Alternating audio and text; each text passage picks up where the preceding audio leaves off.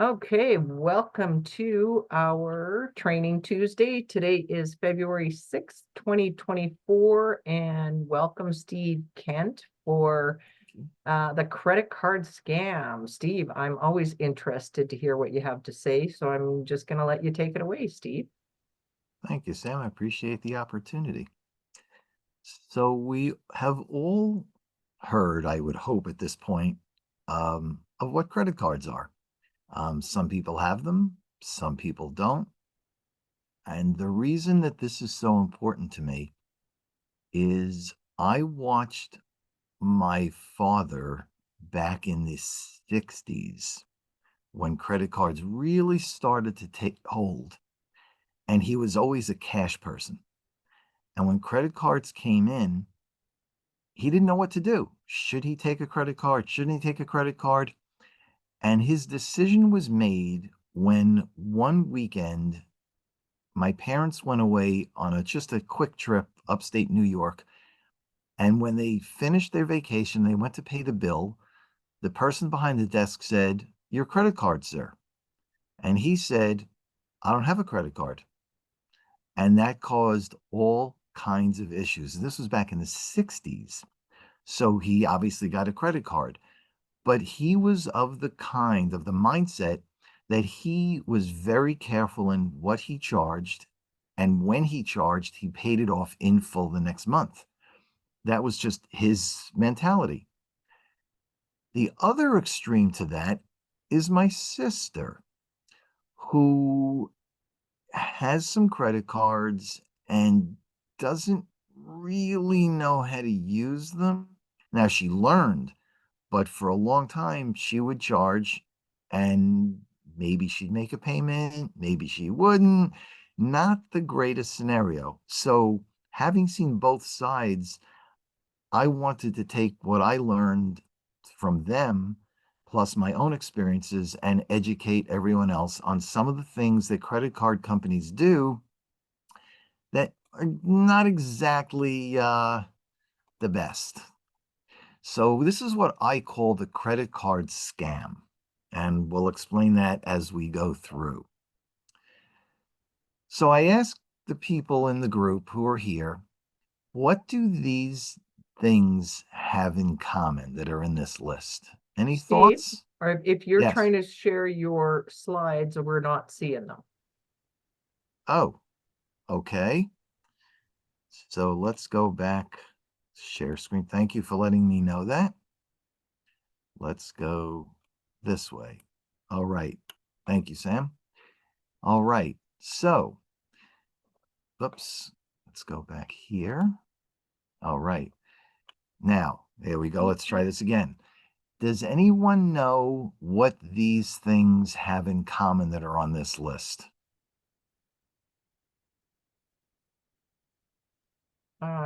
Their wants. They are wants. Good answer. They're wants, their days, they're reasons that people use a card. So, what does this list have in common? Scarcity. Scarcity. Scarcity, it's also reasons why people use cards.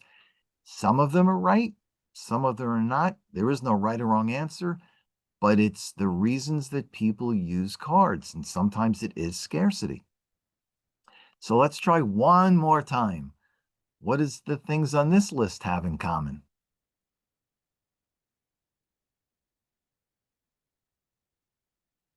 Don't think too hard.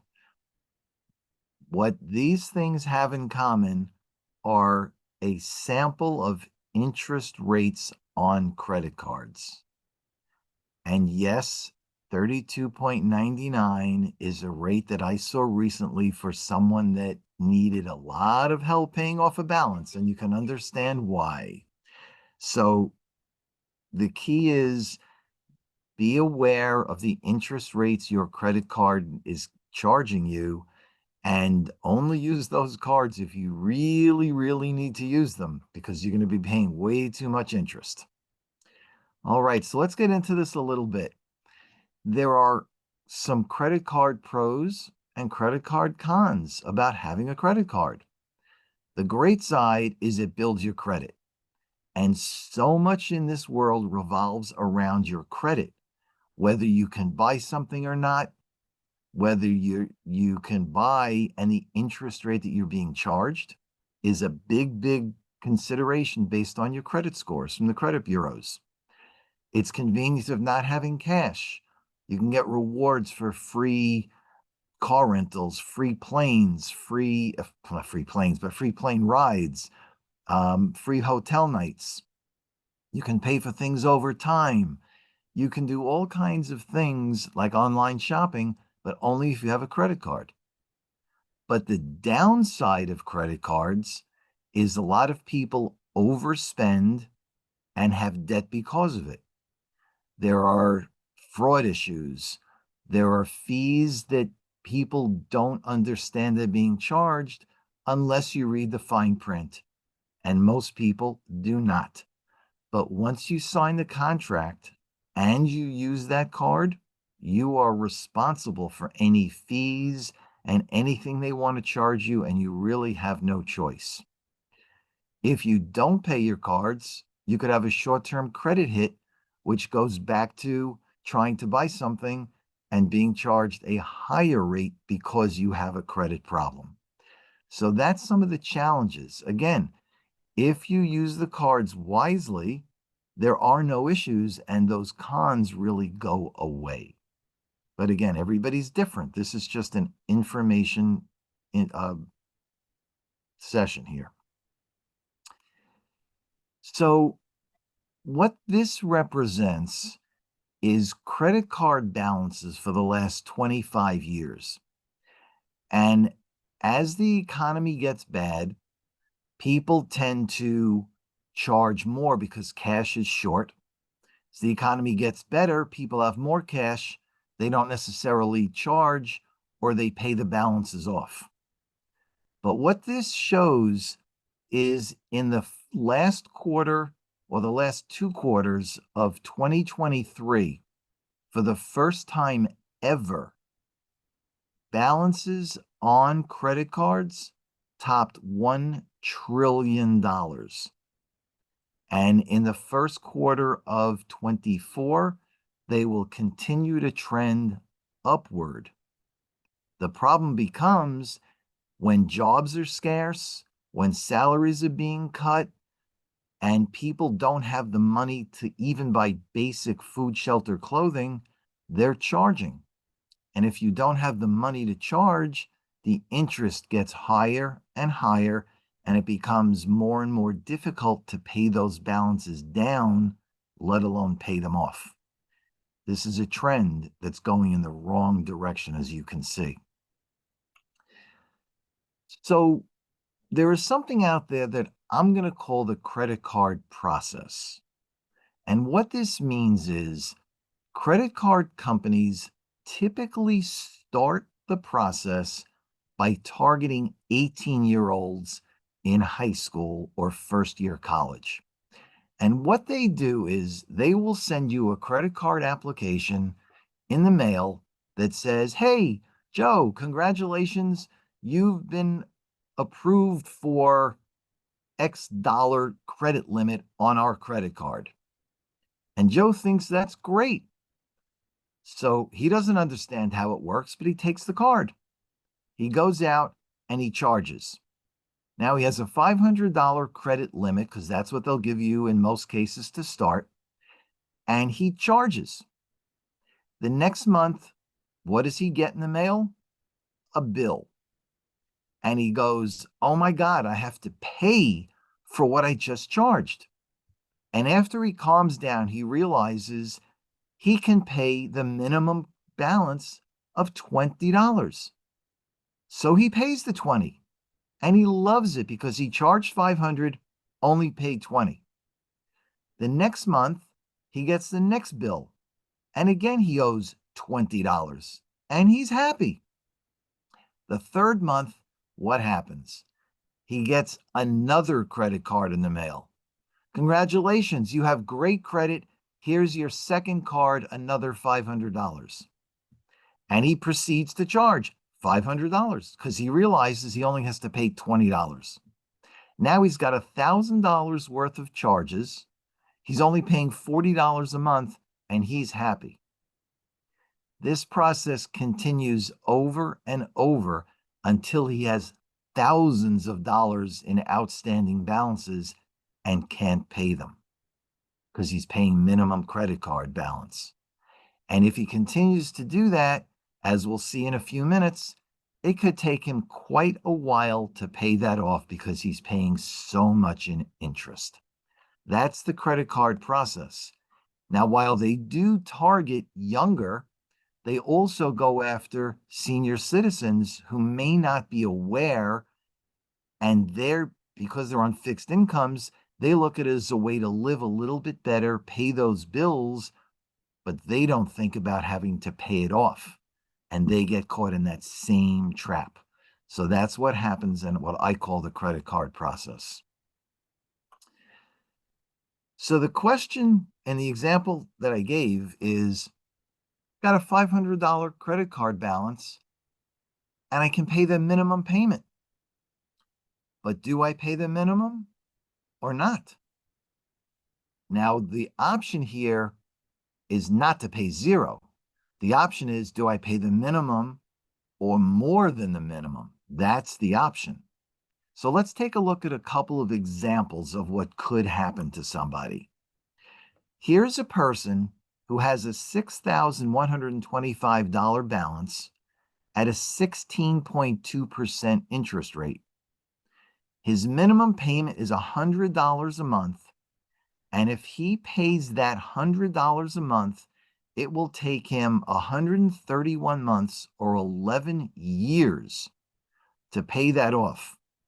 But in that process, he's going to pay $6,900 of interest, which means he pays more in interest than he charged initially. This also assumes he does not charge anything else. That's what happens to this person. So now keep that in mind. $6,100 a month, 11 years. That same person pays, at the same interest rate, pays $83 a month. Now, instead of $131, I'm sorry, 131 months, it's taking him 417 months to pay that off. And the interest will be $28,000.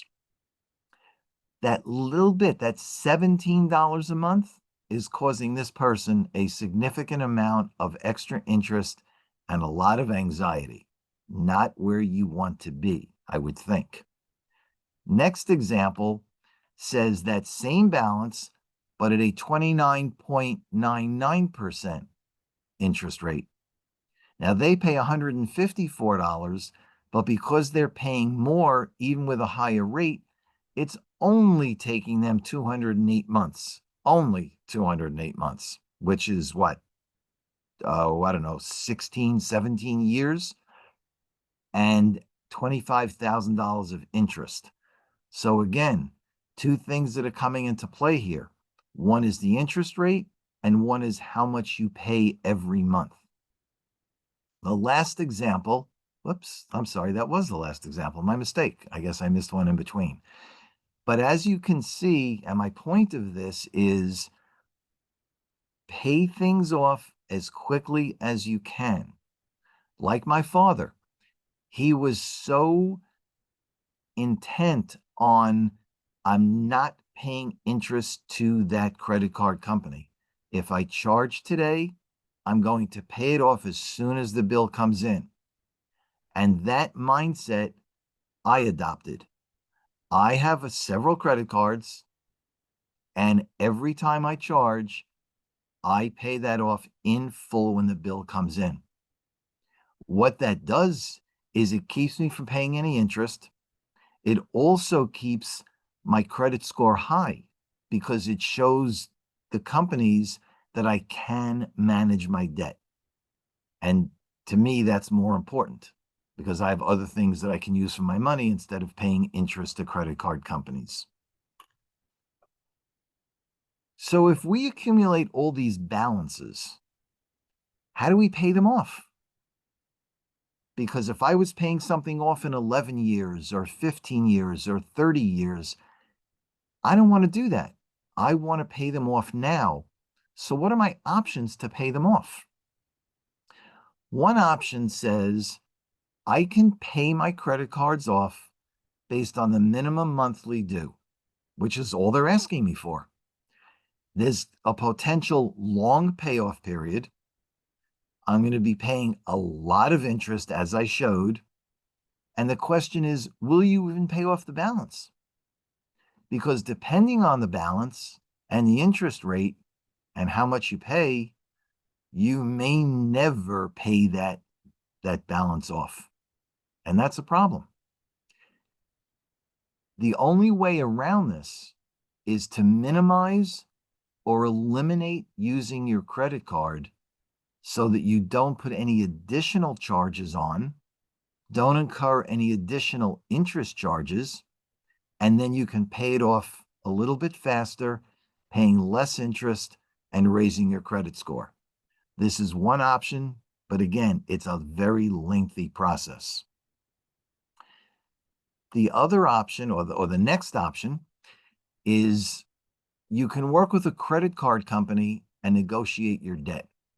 So if you have a large balance and have challenges for whatever those are, you could call up a credit card company and say, MasterCard, Visa, whoever, I'm having problems. Instead of paying nothing, I will pay you 20 cents on the dollar.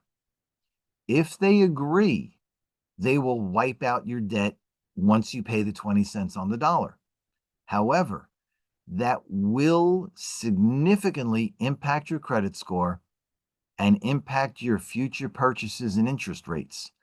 Because if you negotiated with MasterCard, Visa will not lend you any money on your credit card because they're afraid they're going to write that money off as well. So it will impact you down the road. Another option is to work with a third party to negotiate your debt. Now, what typically happens is they will pose it to you in a form that says, pay me, this third party, every month, whatever you were paying to the credit card company, and I will negotiate that debt for you. Now, because most people do not read the fine print, what that fine print says is everything you were going to pay the credit card company, this third party keeps for 6 months as their fees. In the meantime, nothing is paid to the credit card company, and you go from where you are today to being 30, 60, 90, 120, 150, and then 180 days past due. You're now in collections. At that point, this third party company negotiates for a lower payment. But what that did was it, again, destroyed your credit, you're delinquent, and future purchases and interest rates. Future purchases, first of all, will probably not happen. And if they do, the interest rates will be through the roof. Again, an option, but probably one that you really don't want to try because, again, it will hurt you. The last option is to work with a debt elimination company. What they do is they restructure how your debt is paid. So they take all your debt, which could be your credit card, your auto loan, your student loan, your mortgage. They take all that debt, put it into a bucket, and based on a mathematical formula, they figure out how much to pay each of those pieces of debt and when during the month. The reason they do that is they can figure out how to pay and minimize the amount of interest so that more goes to principal. The reason that happens is now your loans, your credit cards, and everything else are paid off faster because you're paying more principal sooner. So you pay less interest. That, again, is what it says here, eliminates debt in a shorter amount of time. You're paying less interest, and it increases your credit score because you're showing all those companies you can manage your debt and they're getting their money back. This is the option that I would recommend. This is the option that I help people do. To me, it's the only way to go. Credit card companies, loan companies, they all get their money sooner. You pay less interest, credit score goes up, everybody's happy. This to me is the best way that should happen. But most people don't understand this or were never taught this, so they don't know about it. But that's the purpose of doing this presentation. So with that, today we went through the similarities about rates and reasons why people use credit cards. We talked about credit card pros and cons, the record outstanding balances of being over $1 trillion, the credit card process, how companies prey on the young and the old, some examples of how to pay off or the time it takes to pay off your loans, and then 3 ways to pay off your balances. I'm going to open it up now for questions. I will put my website in the chat box. So I open it up now. Let me open up the chat box so I can put it in.